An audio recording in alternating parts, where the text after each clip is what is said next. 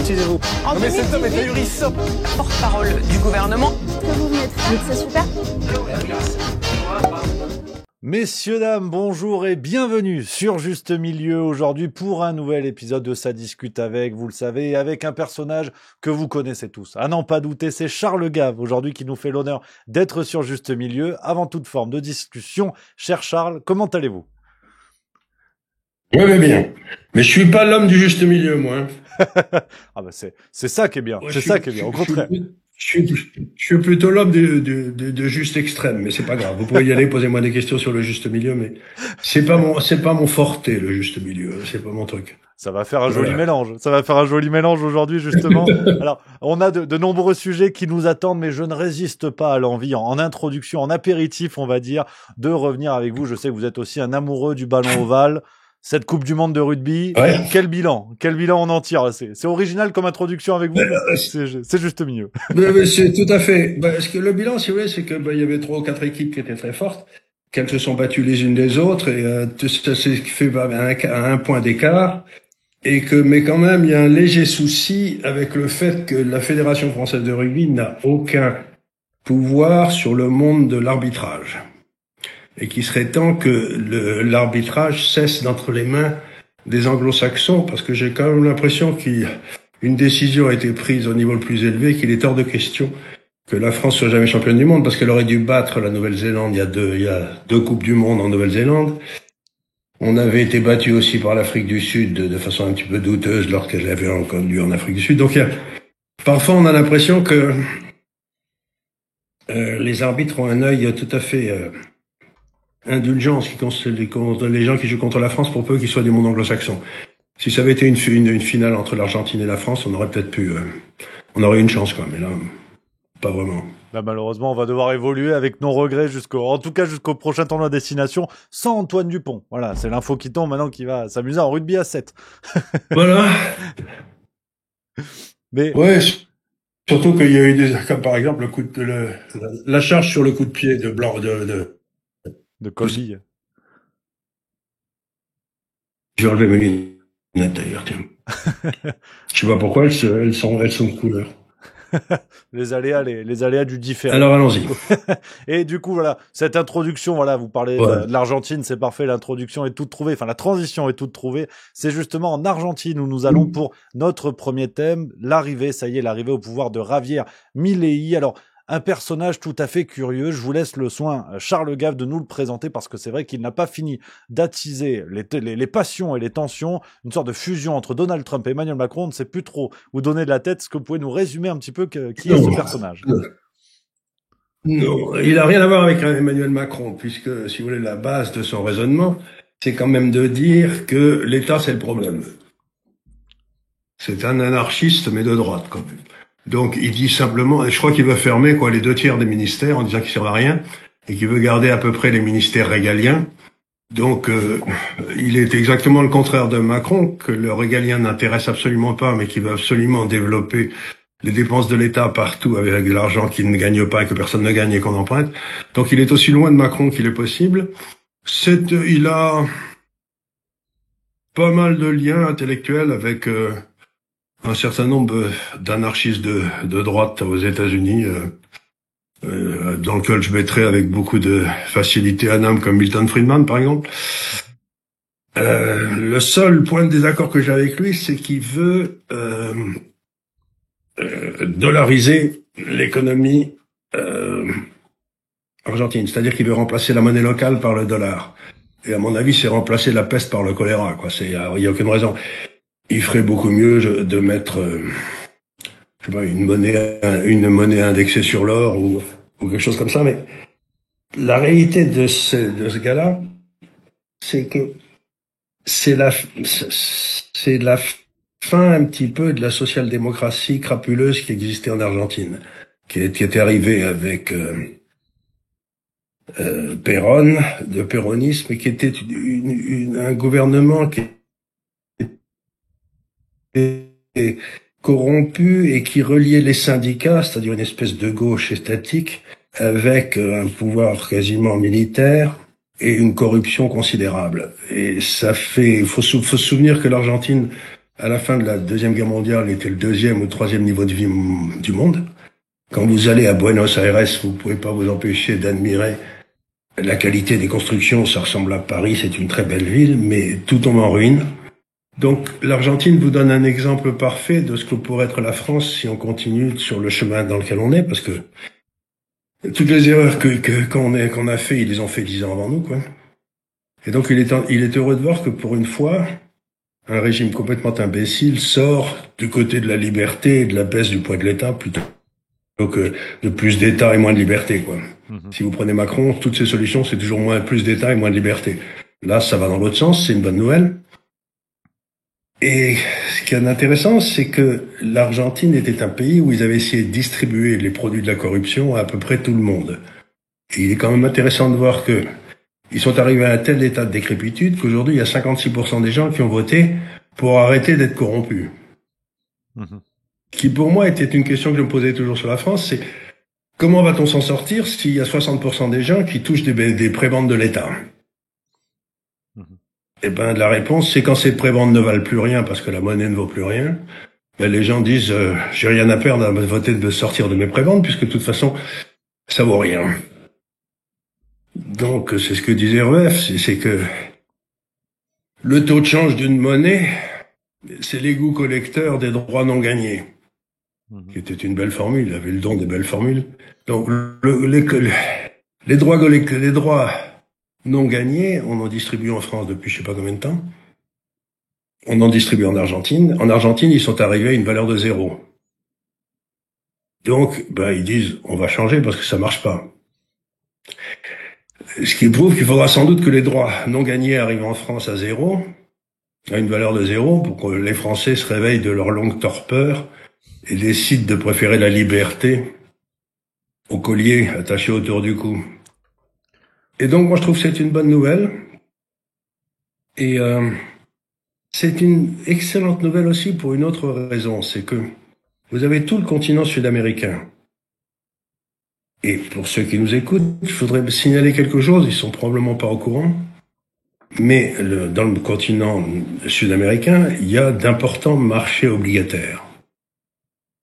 Au Brésil, au Chili, au Mexique, en Colombie, au Pérou, il y a des marchés obligataires qui sont importants. Les marchés obligataires européens et américains se sont cassés la figure l'an dernier comme rarement. Ça a baissé de 25-30%. Et toujours dans l'histoire, quand les marchés obligataires américains ou européens se pétaient la gueule, les marchés obligataires sud-américains se pétaient la gueule encore plus. Et là, depuis un an et demi, ils sont montés. Donc, ça veut dire que partout en Amérique latine, on est en train de remplacer des gouvernements aussi incapables que les nôtres en Europe par des gouvernements plus capables et des banquiers centraux plus capables. Donc, pour tous ceux qui s'intéressent à leur épargne, il serait peut-être temps qu'ils regardent avec intérêt ces marchés obligataires, parce qu'un pays comme le Brésil, par exemple, vous donne quasiment du 6% en termes réels sur ses obligations d'État. En France, vous devez être à -2 ou -3. Donc, pour ceux qui le peuvent, je me dis aux gens, mais non d'un chien, vous voyez pas que l'Argentine, ils ont été en faillite bien avant nous, le Brésil aussi, le Mexique aussi, 2 ou 3 fois, ils en ont tiré les leçons. Et donc, en ce qui concerne votre épargne, il vaut beaucoup mieux la mettre chez des gars qui ont déjà fait faillite que sur des gars qui vont faire faillite. Ça me paraît quand même frappé au coin du bon sens, quoi. Donc, la leçon que j'en tire, si vous voulez, c'est que l'Amérique latine a peut-être fait son aggiornamento culturel et a compris que ruiner l'épargnant, c'était pas une façon de s'enrichir. Et vous Tandis que nous, en France, on est toujours dans l'idée, si je réussis à piquer le pognon des gars dans les caisses d'épargne, je sais pas où, je vais pouvoir le distribuer à des gens qui voteront pour moi. Ben, ils sont partis de ce scénario-là pour arriver à un scénario plus raisonnable. Donc, je trouve au poil que l'Amérique latine se libère des crétineries économiques qu'ils ont appris dans nos écoles, quoi. Et vous évoquiez tout à l'heure, avec tous ces paramètres-là, vous évoquiez aussi la dollarisation potentielle, enfin en tout cas à venir, d'après les volontés de Javier Milei, de l'économie argentine. Beaucoup, alors de gens qui ne sont pas vraiment fans de l'oncle Sam, mais beaucoup déjà dénoncent l'arrivée au pouvoir d'un candidat pro-Washington, Et comment vous voyez Rien du tout. comment vous observez ça? Si vous voulez, la façon dont vous pouvez, il y a, par exemple, Hong Kong a un taux de change fixe avec le dollar depuis le milieu des années 80. Et la façon dont ça se passe, c'est qu'il y a ce qu'on appelle un système où le taux de change est fixe. Et si, par exemple, il y a une demande trop forte de dollars américains par rapport au dollar hongkongais, le dollar ne peut pas bouger. Donc, ce qui montera, c'est les taux d'intérêt à Hong Kong par rapport aux taux d'intérêt américains. À ce moment-là, ça veut dire que l'immobilier à Hong Kong, quand les taux d'intérêt montent très fortement parce que les gens veulent du dollar américain plutôt que du dollar de Hong Kong, les taux d'intérêt montent très fortement et l'immobilier se pète la gueule. Et la bourse de Hong Kong se pète la gueule. Par contre, si c'est le contraire, s'il y a trop de dollars, à ce moment-là, c'est le contraire, l'immobilier. Donc, dans un monde comme ça, c'est les actifs financiers du pays qui font l'ajustement. C'est-à-dire que vous avez une baisse de la valeur de l'immobilier, une baisse de la valeur des actions quand le dollar est trop fort, puis quand le dollar est en baisse, et quand le dollar est en baisse, par contre, c'est le contraire, les actifs locaux montent. C'est un système qui marche très bien à Hong Kong, mais qui est très douloureux. Parce que vous avez des hausses et des baisses de la bourse, des hausses et des baisses de l'immobilier. Donc la volatilité de votre portefeuille immobilier ou de vos actifs bouge énormément. Et donc ça suppose que les gens acceptent que leurs actifs immobiliers, etc., soient indexés sur leur compétitivité internationale. Et c'est pour ça que pour un pays comme l'Argentine, qui est quand même beaucoup plus grand que Hong Kong et qui est quand même gros exportateur de matières premières, en particulier de nourriture, c'est plus difficile à mettre en œuvre. Moi, j'aurais préféré, un système où on était un petit peu ce que disait Milton Friedman. Il disait, vous savez, les banquiers centraux, il faudrait tous les fermer, ils servent à rien, ils font que des bêtises. Ce qu'on fait, vous le remplacez par un ordinateur, vous demandez à l'ordinateur d'augmenter la masse monétaire de 3% par an. Vous prenez la clé, vous fermez l'ordinateur, et puis vous allez la jeter au fond du Pacifique, et plus personne n'a le droit de toucher à ça. C'est-à-dire que vous bâtissez un système où tout le monde sait que la masse monétaire en Argentine ne va pas augmenter de plus de 3% par an, c'est tout. Et ensuite, démerdenzizi. Et finalement, ce que disait Milton Friedman quand il proposait ça, c'est qu'il proposait le Bitcoin, quoi. Un truc absolument certain dont vous savez que la masse n'augmentera pas de plus de tant pour cent par an. Il basta et des merveilles. Et donc, moi, j'aurais préféré, tant qu'à faire d'être libertarien, autant qu'il le soit jusqu'au bout, quoi. Pas d'aller se brancher sur la monnaie d'un pays qui est géré par des fous. Ouais. Parce que, pour le coup, je vois pas l'intérêt. Javier Milei évoque l'idée de supprimer la Banque centrale argentine. Hein. C'est l'une des bonnes idées. Mais ça, c'est une très bonne idée, ça. Il faudrait supprimer la banque, par exemple, il faudrait supprimer la Banque de France, mettre tous les actifs de la Banque de France dans un fonds souverain, et on distribue les actions de ce fonds souverain à tous les Français, et comme ça, on se retrouvera tous avec un très beau parc immobilier, et on pourra virer Monsieur Trichet des appartements qu'il a sur le Palais Royal, et qu'il n'a aucune raison d'avoir sans les payer, quoi. Mais ce que je veux dire, c'est, parce qu'avec le mal que cet homme a fait à la France, il aurait beaucoup mieux il faut pas avoir raison de lui fournir des appartements de fonction gratuits, quoi, Donc oui, la Banque de France, c'est quand même devenu, les banques nationales sont devenues des façons de corrompre et de se faire corrompre par le système politique pour arriver à se faire réélire. C'est-à-dire, ils détournent, en utilisant les réseaux monétaires, ils détournent la volonté du peuple. Et le peuple se fait acheter 6 mois avant l'élection, il s'en rend même pas compte. Donc si vous voulez, maintenant, les banques centrales sont devenues les ennemis du souverain, c'est-à-dire du peuple.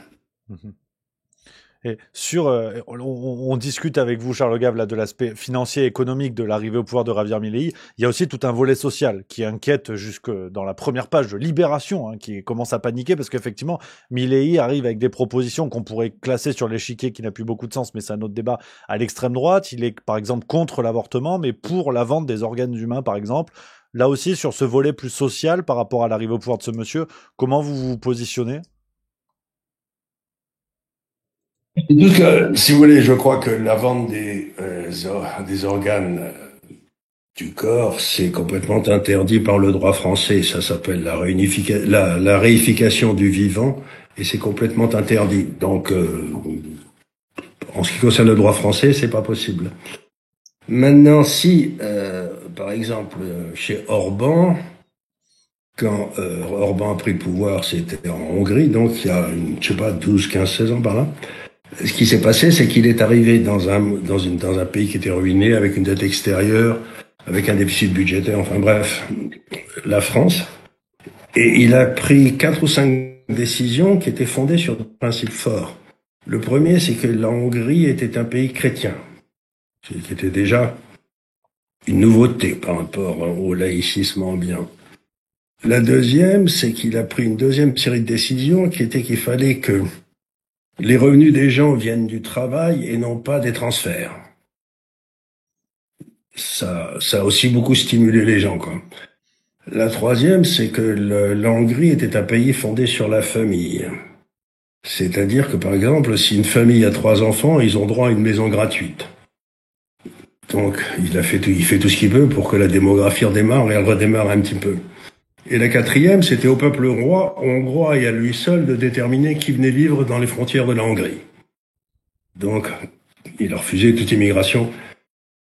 Et depuis, la Hongrie va bien, ils ont des excellents décomptes courants, ils ont 2% de chômage, merci, tout va bien, ils ont plus de dette intérieure ni extérieure. Donc, la réalité, c'est si vous voulez réussir en économie, en politique, etc., il faut faire le contraire de ce que recommande Libération. Voilà, vous voyez, vous êtes certain que les idées qui viennent de Libération ne marcheront jamais, parce que ça fait 100 ans qu'elles marchent pas. Donc, la première des choses, c'est que vous lisez avec son Libération, et vous dites, gars, vous savez quoi? La première des choses qu'on va faire, c'est qu'on va supprimer les subventions pour Libération, qui touchent je sais pas combien de millions d'euros, pour faire un journal que personne n'achète, mais qui passe son temps à nous donner des leçons de vertu. Je trouve tout à fait extraordinaire qu'un journal comme Libération, que personne n'achète, accepte de vivre et de ne survivre qu'à cause de subventions étatiques. La première des choses, si vous donnez des leçons aux gens, c'est que vous commencez pas par les pieds. Vous voyez, vous commencez pas par les pieds pour leur expliquer ensuite le droit de propriété, c'est pas bien. Parce que eux, ils se privent pas. Donc, encore une fois, il faut retourner à des choses toutes simples. S'il y a un lien évident entre le travail et la rémunération. Regardez la France, par exemple, l'éducation ne marche pas, les hôpitaux ne marchent plus, la défense, il n'y en a plus, la police, ça marche pas, la justice, ça marche pas.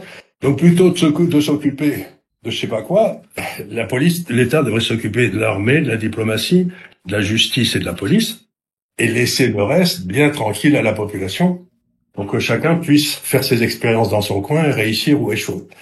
Donc, ce que j'essaie de dire, c'est que la seule porte de sortie à tous nos problèmes dans le monde entier, c'est de rendre la liberté au peuple et d'enlever le pouvoir de décision à des gens qui n'ont pas de raison d'avoir un pouvoir de décision. Je vois pas pourquoi, par exemple, l'administration française se considère comme compétente dans le domaine de l'éducation, alors que ça fait 60 ans qu'ils foutent l'éducation qu'on avait en l'air, quoi.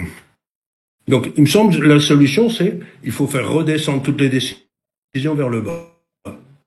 La plupart des décisions ne doivent pas être prises par le haut, sauf la diplomatie, l'armée, la justice et la police. Mais sinon, le reste, foutez bien la paix aux gens et laissez les gens décider dans leur commune comment ils veulent que leurs écoles soient organisées. Voilà, c'est tout. Il faut laisser les gens responsables, prendre des responsabilités. Moi, j'en reviens pas de voir tous ces gars qui vous expliquent comment les enfants doivent être élevés. En général, ils ont une caractéristique, c'est qu'ils n'ont pas d'enfants. Oui. Et justement, cette volonté du peuple de reprendre un peu son sort en main, on l'a vu donc en Argentine avec ce premier sujet dont on parlait, et aujourd'hui on continue, alors chez nos amis hispanophones, mais direction l'Espagne, avec ce mouvement politique d'ampleur qui est en train de se passer. Avant toute chose, je sais que vous en avez parlé récemment sur la chaîne de l'Institut des Libertés. Est-ce que, cher Charles Gave, vous pouvez nous résumer un petit peu tout ce qui se passe, parce qu'avec ce mouvement politique de Pedro Sanchez, cette loi d'amnistie qui n'est pas forcément très simple à comprendre, d'autant plus que nos médias français en donnent un écho assez restreint, on va dire. Il ne faudrait pas que ça donne de mauvaises idées au peuple français que de se soulever en masse comme le font nos amis espagnols. Ce qui se passe, si vous voulez, c'est que... Oui, alors ce qui se passe, c'est que vous avez en Espagne ces problèmes des sous-nations espagnoles qui est réel. C'est-à-dire, d'un côté, vous avez le Pays Basque, de l'autre côté, vous avez les Catalans, qui sont des peuples qui auraient pu créer des nations, auraient pu sortir un État, mais enfin ça s'est pas fait. Où l'État a été détruit ou bouffé par l'État espagnol. Mais l'Espagne est une réalité historique qui s'est faite autour de la Castille surtout. Et aujourd'hui, vous avez une tentative délibérée du Premier ministre espagnol en s'appuyant sur les séparatistes donc de Catalogne pour littéralement défaire l'Espagne au profit de baronnie locale, mettons, plus l'Europe.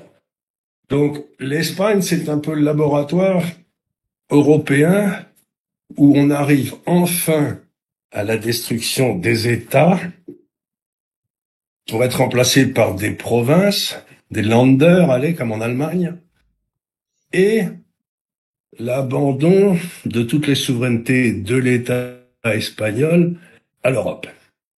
Donc c'était le but de Jean Monnet. On est en train d'y arriver en Espagne, mais curieusement, il semble qu'une partie importante de la population espagnole ne soit pas tout à fait d'accord avec ce schéma, et ils sont dans les rues depuis une semaine, par millions, un peu partout, et la presse française n'en dit pas un mot.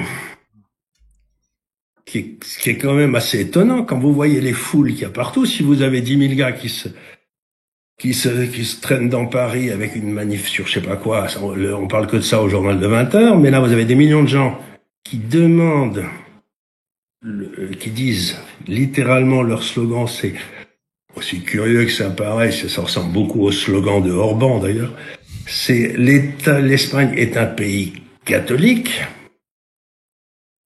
et non pas musulman. Eh ben on n'en parle pas du tout en France. Je sais pas, ils ont remarqué en France, il y a un certain nombre de choses qu'on peut pas prononcer. Par exemple, le mot patrie, le mot nation, le mot catholique, le mot histoire, âme de la nation, sont des choses que très curieusement, si vous dites ça dans une émission de télévision, vous n'êtes plus jamais réinvité. Sauf peut-être chez vous, mais... vous voyez ce que je veux dire? C'est-à-dire qu'il y a il y a une certaine partie du langage éternel de notre pays qui est devenu indicible, qu'on ne peut plus dire, si vous voulez être considéré par Libération, ce qui est mon but essentiel dans la vie. Mais, eh bien, je crois qu'on est en train d'assister au réveil des peuples qui veulent dire, vous savez quoi, je suis espagnol, je suis français, je suis italien. Et je suis content comme ça. J'ai pas envie d'être autre chose. Et dire que je veux ça, je vois pas ce qui vous autorise à dire que c'est pas bien. Absolument. Mais cette expression, ce qui est intéressant aussi à observer, c'est que on a effectivement ce mouvement de l'Espagne aujourd'hui. Précédemment, on avait du côté de l'Italie, par exemple, l'arrivée au pouvoir de quelqu'un comme Giorgia Meloni, qui était dépeinte dans les médias, d'ailleurs surtout les médias en dehors de l'Italie, donc en France par exemple, qui était dépeinte comme l'héritière directe de Mussolini. Et on a très vite compris que Giorgia Meloni finalement était une sorte de petite machinerie de l'Union européenne qui avait réussi à enfanter ses supposés adversaires. Et une fois au pouvoir, elle ne faisait que continuer le programme de ses prédécesseurs. En Grèce, aujourd'hui, on a un schéma qui semble similaire avec un certain Stefanos Kasslakis, ancien banquier d'affaires chez Goldman Sachs et qui devient le patron de la gauche en Grèce. Donc, ça nous rappelle forcément quelque chose en France, mais comment voyez-vous ça, ces candidats qui émergent comme ça dans différents pays d'Europe, qui prétendent justement défendre la parole tiens, pourquoi je suis pas surpris? Ce qui fait, c'est qu'à chaque fois, on nous fait le même coup, si vous voulez. On cherche un gars qui serait le gendre parfait, vous savez, qui parlerait à votre belle-mère. Et puis bon, il a fait Goldman Sachs, il a fait une business school, il parle l'anglais, il est propre sur lui, il est blond, yeux bleus ou j'en sais rien. Et vous l'introduisez auprès dans le pays en disant c'est quand même une merveille, il a fait de bonnes études. Alors, je vais vous dire deux trucs. D'abord, s'il est chez Goldman Sachs, il a probablement fait des très bonnes universités.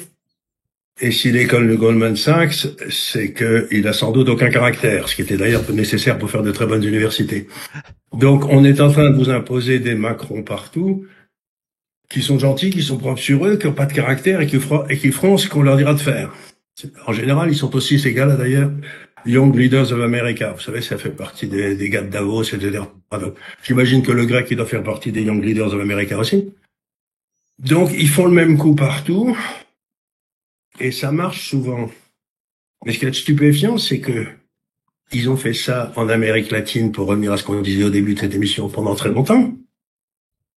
Et puis, ça n'a pas vraiment marché. Donc l'Amérique latine a compris il y a longtemps que si les États-Unis voulaient mettre un Grec propre sur lui comme chef de la Grèce, c'était pas une bonne idée. Il fallait prendre un paysan grec un peu berger. Moi, je trouve que le meilleur président pour la France, ce serait sans doute un mec comme comment il s'appelle là, Jean Lassalle. Lassalle, là, Jean Lassalle, il est au poil. D'abord, ne serait-ce qu'imaginer que Jean Lassalle en train de parler dans un G7 aux autres en français, il comprendrait rien. Ce serait un grand moment de bonheur de voir des types qui tout pensent parler français, les attachés d'ambassade, ils diraient, mais de quoi, qu'est-ce qu'il dit? Ce serait quand même un grand moment. Donc, il faut mettre des types qui représentent le pays, pas qui représentent Goldman Sachs, quoi. Donc, tout ce que j'espère, c'est que ce gars-là va se ramasser une branlée pas possible aux élections, et qui retournera chez Goldman Sachs pour continuer à faire du trading sur les options, quoi, parce que ça c'est important, vous comprenez, c'est pas... Non, mais il faut arrêter de nous prendre pour des cons, voilà ce que je veux dire. Nous représenter, de faire des clones de Macron partout et de nous les représenter à chaque fois, ça, si vous voulez, ça va bien, quoi.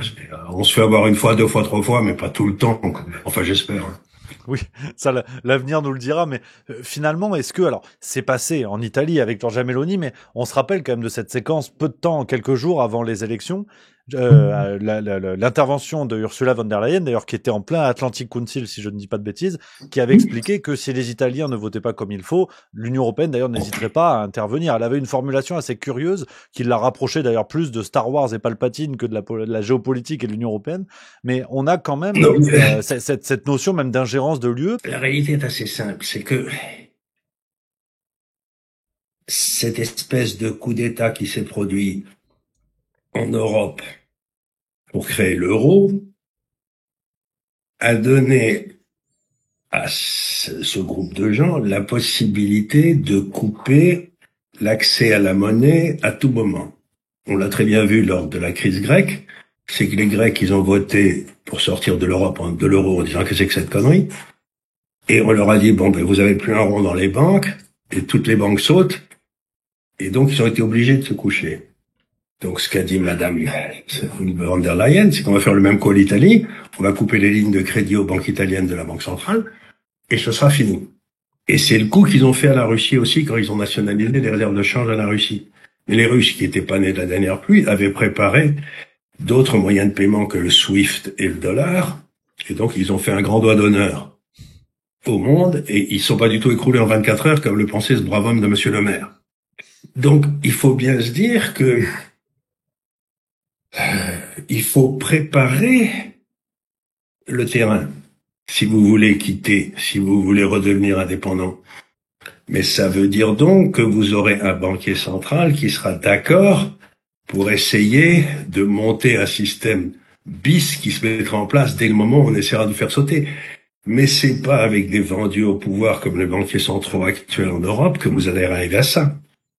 Donc, le vrai problème de la Grèce, c'est que il faut qu'ils battent ce gars-là, bien entendu, mais il faut ensuite qu'ils fassent sauter les uns après les autres tous ces Kisling qui sont mis partout pour continuer à imposer le pouvoir. Prenez par exemple la Cour de justice européenne ou la Cour des droits de l'homme, etc. Bon, ces gars-là prennent des mesures juridiques qui ont une valeur supérieure à la Constitution française. Ce qui est invraisemblable que des décisions de justice prises en dehors de France puissent avoir une valeur juridique au-dessus de la Constitution française. C'est même pas envisageable, puisqu'en bon droit, il n'y a rien de plus haut que la Constitution. Donc ils ont créé un truc là-haut. Donc, encore une fois, c'est que ce sont des gens qui ont mis leurs hommes partout et récupéré son indépendance. Regardez comme l'Angleterre a du mal, elle est toujours dans la Cour des droits de l'homme européen. Elle n'a toujours pas réussi à sortir. Ça fait quoi? Ça fait 7 ans qu'ils ont voté pour les sortir. Ils ont toujours le soi-disant droit européen qui s'applique à eux en ce qui concerne des immigrations. Donc, c'est un petit peu comme si en 1945, à l'inspection des finances ou n'importe où, il n'était resté que des partisans de Pétain. Ce qui est vrai d'ailleurs, il n'était resté que des partisans de Pétain. Bon, c'était une blague. Donc ces choses-là arrivent. Mais enfin, ils ont fait semblant d'avoir fait de la résistance. Donc encore une fois, quand vous avez vous avez votre corps social qui est noyauté au sommet par des gens qui n'ont qu'une idée, c'est de détruire l'État local, c'est pas facile de reprendre son indépendance. Donc, et on a du boulot devant nous, c'est-à-dire que, regardez par exemple ce pauvre Orban, tous les malheurs qu'il a avec l'Europe, on n'arrête pas de l'emmerder en disant que c'est quand même le type qui a été réélu 3 fois, je crois, qui a les plus gros taux de réélection. Donc, personne n'est plus représentatif et légitime que Orban, mais les gens à Bruxelles n'arrêtent pas de dire que il est non représentatif et non légitime parce que la seule légitimité, c'est ceux qui acceptent l'Europe. Donc, si vous voulez, on a vraiment devant nous des totalitaires. Si vous pensez pas comme moi, c'est justement la question que je voulais vous poser par rapport à ça, parce que c'est vrai qu'on a cet équilibre assez curieux avec l'Union européenne qui prétend lutter contre tous les nationalismes et qui, en fait, se nourrit de la sève de chaque nation qui la compose pour mieux exister. Donc, pour paraphraser un petit peu, est-ce que l'Union européenne n'est pas en train de devenir le meilleur nationalisme à l'exception de tous les autres? Ben, c'est le seul qui soit autorisé. Ouais. C'est le seul qui soit autorisé, si vous voulez. L'embêtant, le vrai problème qu'on a, si vous voulez, c'est quand si l'Europe est une nation, vous savez, c'est ce que disaient les Finlandais, dans une nation, il y a toujours une armée. Si c'est pas l'armée du pays, c'est l'armée du pays d'à côté, disent les Finlandais. Et ils ont bien raison, parce qu'ils avaient d'un côté les Suédois et d'autre les Russes, donc ils savaient de quoi ils parlaient. La réalité. Donc, aujourd'hui, si l'Europe est une nation, il y a soit l'armée européenne, soit l'armée d'une autre nation. Bon, on sait très bien que l'armée de l'autre nation, c'est les États-Unis. Parce qu'il n'y a pas d'armée européenne et il n'y en aura jamais puisqu'on n'a pas d'enfants, pour commencer. Donc il n'y aura pas d'armée européenne. Et il n'y en aura jamais. Bien, donc si c'est l'armée des États-Unis, la question c'est, on a accepté d'être défendu par les États-Unis qui ont payé pour ça. Mais d'après tous les calculs que je peux faire, les États-Unis, d'ici 3, 4, 5 ans, ils auront plus un rond, ils pourront plus payer l'armée européenne. Donc ils s'en iront, ils vont nous faire un Afghanistan. Bon, très bien. Mais à ce moment-là, qu'est-ce qu'il y aura comme armée en Europe? Ce sera l'armée du pays d'à côté. Et on n'a que 2 pays à côté qui ont des armées. D'un côté, la Russie, et de l'autre côté, la Turquie. Alors la question qui va se poser aux élites européennes dans les années qui viennent, c'est est-ce qu'ils préfèrent une armée russe ou une armée turque? Ça va être un débat intéressant. J'ai pas de réponse, hein. Oui, effectivement, sur cette continuité-là. Et tout ça dans un contexte d'entrée ou pas de la Turquie dans l'Union européenne, qui est le vieux débat. Si la Turquie rentre dans l'Union européenne, ça cesse d'être une Union européenne. Oui. Ça deviendra sous le contrôle de la Turquie. Ouais. Celui qui, en général, a les baïonnettes, impose sa volonté, quoi. Ouais. Et je peux vous raconter, pour quiconque connaît un peu l'histoire, l'armée turque, ça n'a pas été toujours la plus tendre, quoi. Vous pouvez en parler aux Kurdes, vous pouvez en parler aux Hongrois qui ont été occupés pendant 150 ans, vous pouvez parler à la Grèce, il y a des tas de gens qui ont eu l'armée turque dans l'histoire, c'est pas une bonne idée. Et la popularité de l'armée russe, c'est guère mieux, quoi. Oui. Ceux qui étaient à Budapest en 56, ils n'étaient pas contents non plus. Donc, c'est pas un choix particulièrement agréable qu'on va avoir. Mais on n'en aura pas d'autre, sauf si on réussit à recréer une armée française indépendante. Que Sarkozy a trahi, puisqu'on a rejoint l'OTAN. On a rejoint l'OTAN sous Sarkozy. Donc on va avoir un truc intéressant, c'est qu'il va falloir soit recomposer des alliances militaires dans lesquelles l'Europe sera, comment dire, une position dépendante, un sujet, mais non pas un État indépendant, soit rebâtir des défenses nationales. Et pour l'instant, pour l'instant, on voit quand même quelques velléités enfin en tout cas d'autonomie militaire. On voit l'Allemagne qui a annoncé par exemple un plan de 100 milliards d'euros de réarmement, la France qui annonce également ça. Est-ce que pour vous c'est de la poudre aux yeux ou ça peut faire l'objet justement d'aller dans ce sens-là? Par exemple, on devait développer un avion de chasse avec l'Allemagne, on a laissé tomber les deux. Donc, il est très probable que la France va essayer de redévelopper une armée nationale, l'Allemagne aussi. Je suis pas sûr que ce soit une bonne nouvelle que la France et l'Allemagne redéveloppent des défenses nationales. L'étape suivante, c'est de se mettre sur la gueule à nouveau, quoi. Mais j'ai rien contre, hein. Ça donnera du boulot aux gens, mais Non mais, j'ai un de mes amis, vous savez, allemand, qui pense mal, vous savez, il y en a quelques-uns quand même, qui m'avait fait une remarque au début de la guerre de Crimée, de la guerre d'Ukraine. Alors il m'avait envoyé un email en me disant, bon alors Charles, il faut que tu m'expliques. On nous demande, nous Allemands, de passer par la Pologne, de rentrer en Ukraine, d'aller taper les Russes. Et il dit, on a souvent essayé, hein. On a essayé avec les chevaliers teutoniques, puis on a essayé pendant la guerre de 14, puis on a essayé, bon, on a souvent essayé. On n'est jamais réussi jusqu'à maintenant. Mais enfin, on va essayer encore si vous voulez, mais il faut que vous nous donniez un papier écrit en disant que c'est vous qui le demandez, parce que nous, on en a marre. Oui, c'est vrai. Donc, c'est vers ça qu'on va, quoi. Donc, s'il faut renvoyer les chevaliers teutoniques en Allemagne, j'ai rien contre, mais il faut un papier écrit, quoi. Dites-nous que c'est ce que vous voulez. Ne nous emmerdez pas après à nous juger, quoi. Ouais, pas d'auto-attestation cette fois. Voilà, une bonne attestation en bonne uniforme avec des Ausweis, des papiers partout, signés par tout le monde. Donc, je m'étais marré en me disant, oui, t'as pas tort, c'est une idée intéressante, mais en effet, c'est ce qu'on vous demande. Voilà, Oui. mais je veux dire par là, c'est à force de pas regarder ce que sont les nations, on fait des trucs complètement débiles. Et tout ça qui nous projette, c'est le troisième grand volet de ce que je voulais aborder avec vous, cher Charles, qui nous projette vers demain, la question du monde de demain. Et je réagis parce qu'à une vidéo que vous avez faite, et je renvoie bien sûr nos spectateurs, ceux qui ne connaîtraient pas encore, paraît-il qu'il y en a, vers la chaîne de l'Institut des Libertés, la chaîne YouTube. Vous avez récemment proposé une vidéo qui, notamment dans le titre, dit « Refuser Davos, c'est la pensée malthusienne ». Je voulais rebondir sur ça parce que c'est vrai que ces choix qui peuvent sembler délirants ou à minima inconsidérés nous amènent vers la guerre, ou en tout cas, là, on a eu des contextes sanitaires. Bon, ça, c'est le hasard, c'est un pangolin qui a mal digéré, mais on a quand même souvent des logiques de réduction de population, que ce soit par des épidémies, par la guerre, par des famines, par des conflits ethniques ou religieux, comme on voit dans beaucoup de coins du monde aujourd'hui. Et la logique, pourtant, est toujours la même, celle de la réduction de la population. Vous parliez tout à l'heure, la guerre et les conséquences qu'elle peut avoir, de la guerre qui redonnerait du boulot aux gens. On pense à la phrase de Marinetti, hein, le poète soldat qui disait « La guerre est l'hygiène de l'homme ». Aujourd'hui, ça n'a jamais été aussi vrai, et tout ça semble même être la volonté de Davos, et ce que vous dites, refuser Davos. Quel regard vous portez sur moi, je suis d'accord. Si vous voulez, l'un des représentants éminents de Davos en France, c'est bien entendu Attali, mais il y en a plein, et ils ont tous une caractéristique commune, c'est qu'ils sont tous vieux. Et donc, ils sont tous partisans de l'euthanasie. Donc, moi, je suis assez partisan de forcer l'euthanasie sur tous les gars de Davos.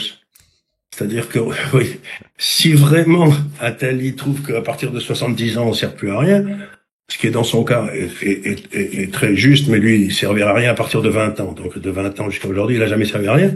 Mais qu'attend-il pour libérer le monde de sa présence et faire diminuer l'empreinte carbone de la planète, quoi? Je veux dire, il y en a toute une série comme ça où je serais assez d'accord. Monsieur Schwab aussi, on pourrait l'envoyer, arrêter de polluer la planète.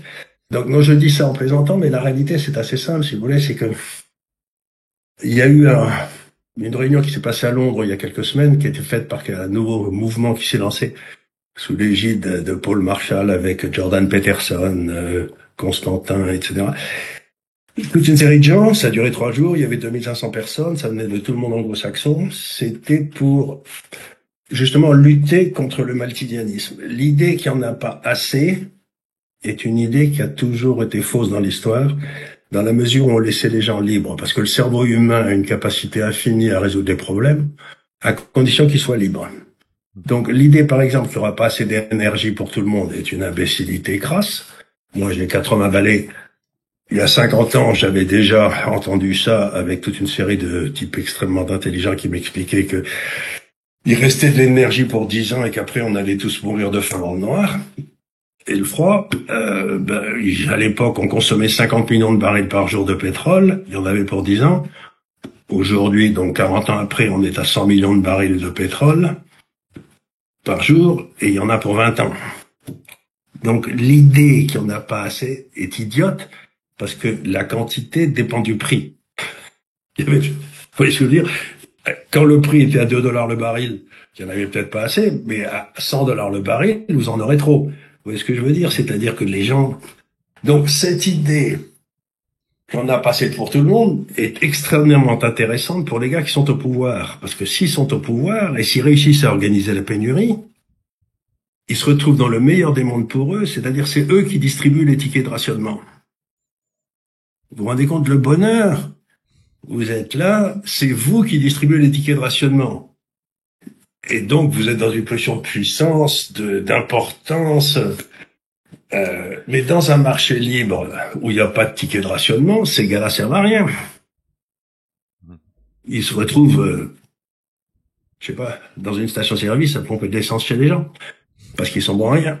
Donc, pour moi, le but de tous ces gars-là, c'est d'organiser la pénurie, comme dans tous les régimes socialistes de bon renom, d'organiser la famine, pour qu'ils soient comme au Venezuela ou à Cuba, pour qu'ils soient vraiment, eux, les plus puissants, parce que eux, ils ont accès au ticket de rationnement. Donc, c'est eux qui ont les plus jolies femmes, c'est tout ça, c'est vachement important, tout ça.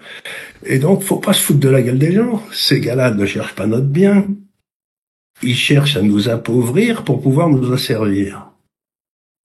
Et c'est tout ce qu'ils font.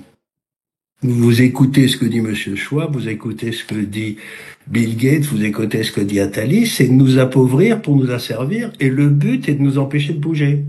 C'est-à-dire qu'aujourd'hui, vous remarquez que toutes les mesures prises sont pour nous empêcher de bouger. C'est-à-dire qu'ils veulent nous, comme faisait autrefois avec les paysans, nous attacher à la glèbe. La grande libération de l'homme, ça a été de pouvoir se balader, d'aller regarder si le boulot à côté était, le village d'à côté était pas mieux. Mais non, à partir du moment où on vous interdira de prendre votre voiture parce que vous n'en aurez plus, et où vous aurez votre argent qui sera payé dans la banque centrale, et ils verront que vous avez bouffé trop de viande ce mois-ci et que vous avez pris trop d'avions, ils pourront vous contrôler. Ils pourront vous dire, vous avez bouffé trop de viande, vous pouvez plus prendre d'avion, donc à partir de maintenant, vous avez plus accès à votre fric. Ce sera, vous savez, dans des ordinateurs dans la banque centrale, ils verront que Charles Gars va bouffer 3 steaks ce mois-ci, ce qui est tout à fait extraordinaire et incompréhensible parce que les vaches ça pète et ça fait du CO2, quoi. Et donc il faut arrêter de bouffer de la viande. Donc je veux dire, mais c'est vers ça qu'on se dirige. Une société imbécile de contrôle par des crétins. Et c'est vers ça qu'on va tout le temps. Et c'est pour ça qu'il faut que, par exemple, les gens refusent de se servir de leur carte de crédit et n'acceptent de payer qu'en cash dans les restaurants partout. Parce que plus vous vous servirez de votre carte de crédit, plus vous vous servirez de votre carte de crédit sur la banque centrale, et moins nous serons libres. Donc la résistance, ça commence avec des trucs idiots. Et c'est vrai que le cash. Cette idée-là de résistance, effectivement, elle est très importante, et c'est ce vers quoi je voulais vous amener pour questionner cette notion-là avec vous, parce que on a effectivement des moyens de résistance. Là, vous parlez du cash. En temps de Covid-19, il y avait aussi d'autres possibilités face à ces mêmes mesures de coercition qui a été mises en place. Mais aujourd'hui, on arrive aussi face à une société qui, moralement, a accepté, en tout cas, certains individus, malheureusement trop nombreux, ont accepté leur infériorité. Et c'est l'une des victoires de Nietzsche sur son rapport à la morale, qui fait du faible celui qui, d'abord, accepte sa condition de faible. Et c'est ce qui est terrible aujourd'hui, c'est que les gens voient bien qu'on essaie de les contrôler. C'est impossible de ne plus le voir. Et pourtant, certains, servitude volontaire oblige, ils prêtent le flanc sans rien redire, quoi. Ah oui, c'est pour ça. Mais vous savez, dans toutes les études qui ont été faites sur les gens qui résistent, dans des trucs de psychologie, etc., on trouve qu'il y a à peu près 15 à 20% des gens qui résistent et 80% qui se couchent tout le temps. C'était dans le cas de la résistance française, donc 15 à 20%, c'est déjà bien. Donc le but, c'est pas de faire réveiller les 80%. Le but, c'est que les 20% réussissent à se mettre d'accord pour vraiment foutre le bordel. Vous voyez ce que je veux dire? C'est-à-dire, on va pas demander au gars qui a 3 enfants en bas âge d'aller se révolter parce que la famille va plus bouffer et il sera pas bien. Mais un vieux corneau comme moi qui a 80 ans qui a rien à prouver, s'il faut les descendre, aller se battre contre les flics, on ira. Je veux dire par là, c'est que la résistance, la capacité de dire non est quelque chose qui est distribué selon la loi de Pareto, c'est-à-dire qu'il y en a 80% qui disent oui et 20% qui disent non. Donc il faut que des gens comme vous fassiez le ramdam en disant les gars, voilà ce qu'il faut faire pour résister. Et pour des actions individuelles, comme par exemple de refuser de se servir de sa carte de crédit dans la mesure du possible et utiliser du cash, moi je trouve ça bien. Vous voyez, c'est une façon de résister qui vous coûte rien. Oui, c'est pas plus bête, quoi. Donc, dès qu'on vous propose un truc plus facile de paiement, par exemple, je le fais moi-même, donc j'ai tort, mais quand je vais acheter une baguette, je donne ma carte et vous savez, j'ai fait clic-clic sur la machine, là. Ben, c'est idiot, je devrais arriver avec mes poches pleines de pièces et puis donner, parce que c'est une façon pour le commerçant aussi de pas déclarer tout l'argent qu'il gagne au fisc. Dès le moment où c'est la carte, il est cuit, 100%. Donc, si vous voulez redonner la liberté aux commerçants, payez avec des pièces. Faites rien d'illégal. Une note de positif, une note d'optimisme pour terminer cet échange, cher Charles. Un immense merci déjà pour toutes vos réponses. Un grand merci. Mais ça m'a amusé. Merci mille fois. Et pour vous suivre, donc bien sûr, c'est l'Institut des Libertés hein, sur YouTube, mais est-ce que vous avez sinon des actualités là qui vont arriver sur la fin d'année et puis début 2024 ? Ben, je viens d'écrire un livre qui est sorti la semaine dernière, qui s'appelle La vérité vous rendra libre. Décidément. Je ne saurais trop le recommander. C'est les 40 dernières années revues et corrigées par moi pour expliquer cette lente montée au pouvoir de ce groupe d'assassins et d'incompétents. Donc voilà, faites des cadeaux de Noël avec mon livre. Et tous les droits d'auteur vont à l'Institut des Libertés, rien à moi. Voilà, c'est dit, le conseil cadeau au pied du sapin, parfait. Voilà, si vous savez pas quoi offrir, en faisant plein. Excellent. Merci beaucoup, Charles Gave, pour votre venue sur Juste Milieu. Aux chers spectateurs, vous le savez, donc vous pouvez suivre, voilà, Charles Gave, c'est en librairie et sur la chaîne YouTube de l'Institut des Libertés. Et nous, on va se retrouver sur Juste Milieu, comme d'habitude. Prenez soin de vous et à très bientôt.